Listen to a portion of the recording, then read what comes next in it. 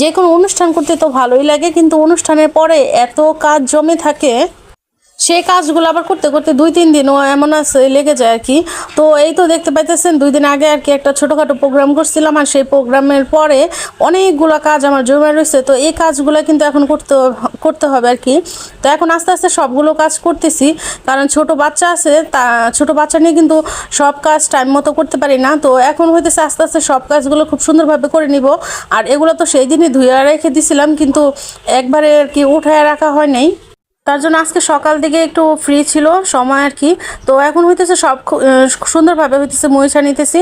এখন সব কিছু একদম উঠায় রেখে দিব, আবার যখন প্রয়োজন হবে তখন আবার আর কি নামাই নেব। এভাবেই কিন্তু সব কিছু করা লাগে।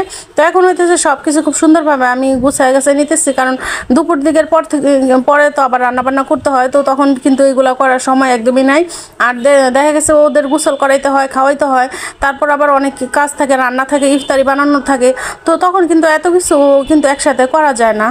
বাচ্চাদের খাওয়াটা তারপরে কিন্তু দুপুরবেলা একদম সব কিছু রেডি করে কিন্তু 3টার পরে রান্না করতে চলে যাই। তাও কিন্তু দেখা গেছে ইফতারের আগ মুহূর্তেও কিন্তু অনেক বিজি থাকতে হয়, কারণ তখন একটু রান্নার প্রেশারটা পড়ে, কারণ রাত্রে যেহেতু রান্না করি না, দুপুর দিকে আর কি আমি সব কিছু রান্না একসাথে করে ফেলি।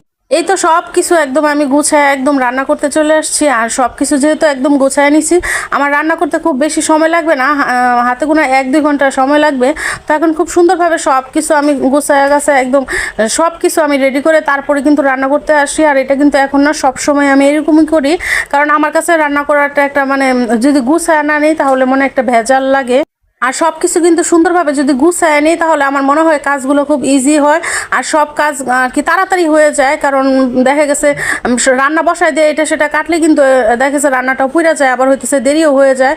তো আমি সবসময় এটাই করি যে আমার ঘরের সব কাজ শেষ করে আর কি যা যা আমি রান্না করব সেই সব কিছু আমি সুন্দরভাবে একদম কেটে ধুয়ে সব কিছু রেডি করে তারপরে আমি রান্নাঘরে যাই।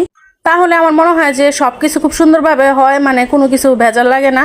আর আজকে কি রান্না করব সেটা কিন্তু আমি সকাল দিকে উঠে আমি ভাবতে থাকি যে আজকে কি রান্না করা যায় আর কি আছে ফ্রিজে। তো এইভাবেই কিন্তু প্রতিদিন রান্না করি। আমার মনে হয় এটা কিন্তু আমার একার না টেনশনটা, এটা কিন্তু আমাদের সব মহিলাদেরই, কারণ যারা সকালে রান্না করা লাগে দুপুরবেলা তারা কিন্তু সকাল থেকে ঘুমের থেকে উঠে কিন্তু ভাবতে থাকে যে আজকে কি রান্না করব, কি দিয়ে কি রান্না করব। তো সব কিছু কিন্তু মাথার ভিতরে একটা মানে ঘুরপাক করতে থাকে। তো তারপরে কিন্তু সব কিছু শিডিউল মাফিক যা যা রান্না করব গুছায় গাছা সব কিছু খুব সুন্দরভাবে আর কি কেটে ধুয়ে সব কিছু নিয়ে তারপরে হইতেছে একবারে রান্না করি।